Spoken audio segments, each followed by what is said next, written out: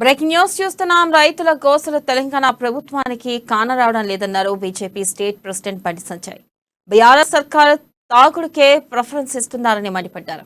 తెలంగాణ రైతులు ఆత్మహత్యలు చేసుకుంటే ఇక్కడ పైసలు ఇవ్వరని, పంజాబ్ రైతులకు మాత్రం నగదిస్తారని అన్నారు. ఎక్కడ ఎన్నికలు జరిగినా కేసీఆర్ పైసలు పెడుతున్నారని ఆరోపిస్తున్నారు.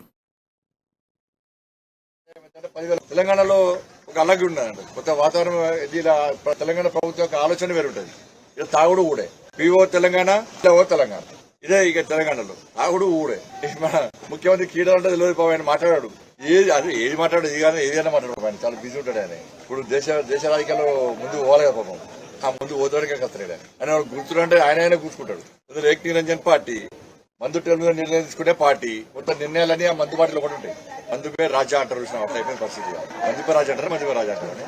ఇటువంటి పరిస్థితి ఇలా తెలంగాణ ఈ ముఖ్యమంత్రి రాకముందు మందు ద్వారా వచ్చే ఆదాయం ఎంత అంటే 10,000 కోట్లు. ఇవాళ ఎంత అంటే 40,000 కోట్లు. 40,000 కోట్లు. కొంచెం అవకాశం ఇస్తే బంపరా పరిస్థితి. ఇక మందు రేటు తగ్గించిండు, అన్ని రేట్లు పెంచిండు, మందు రేటు తగ్గించిండు. ఆయన మందు ప్రియుడు, మందు మీద ప్రేమ బాగా. లేదంటే ఆయన లెక్కనే మొత్తం అందరు నాశనం కావాలి, ఆయన లెక్క చిల్లర ఆలోచన రావాలి, చిల్లర బుద్ధి రావాలని చెప్పి ఒక దురుద్దేశంతో నోటిఫికేషన్లు ఇవ్వంటే నోటిఫికేషన్లు ఇవ్వడు. రైతులు ఇబ్బంది పడుతున్నారు. ఇలా వర్షాలు అవ్వాలంటే వాళ్ళకి 10,000 రూపాయలు ఇస్తాడు. ఎన్నికలు ఇవ్వాలని చెప్పి 10,000 రూపాయలు